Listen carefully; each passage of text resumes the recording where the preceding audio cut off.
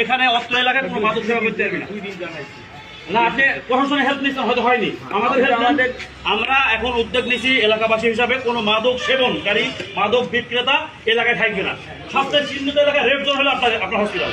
তাহলে আপনার হসপিটালটাকে আপনি একদম নীল জোনে নিয়ে আসার চেষ্টা করবেন, আপনার সম্পূর্ণ নীল জোন। এবং আপনি ভাই নম্বরটা নেন, আমি সাহস পাই এলাকাবাসী হেল্প করবি, 50 জন সাথে সাথে চলে আসবে। এলাকাবাসী হেল্প করবি। তাহলে আপনি দেখেন আমার নাম্বার আছে, আপনি আমাকে যোগাযোগ করবেন, সমস্যা আমার ছেড়ে পিলাই আসবে না। আজকে থেকে পাবেন না আপনি, আর আজকে দেখেন একটু পরে পাবেন না, খালি ফোন দেবেন, শুধু পাওয়ার পরে ফোন দেবেন। আর যদি পারেন তাহলে ভিডিও ক্লিপ করে রাখবেন গোপনে, আরো ভালো হবে।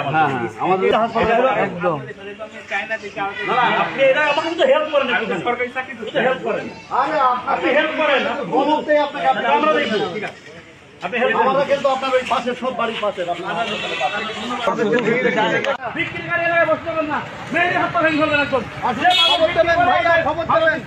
একদম ক্লিয়ার করতে পারবেন, একদম নিজের করা থাকলো, কোনো মাদক সেবী ঘরে ঢুকে যাবেন না, একদম একদম ভেঙে শেষ করতে দেবো স্যার এলাকা একদম পুরো। কোনো মাদক সেবী এলাকায় ঢুকতে দেবেন না, প্রত্যেক দোকানদারকে বলছে কোনো মাদক সেবী ঢুকতে দেবেন না। এলাকায় কোনো মাদক সেবী মাদক বিক্রেতা, কোনো মাদক বিক্রেতা মাদক সেবী একদম পুরো হয়ে যাবে স্যার।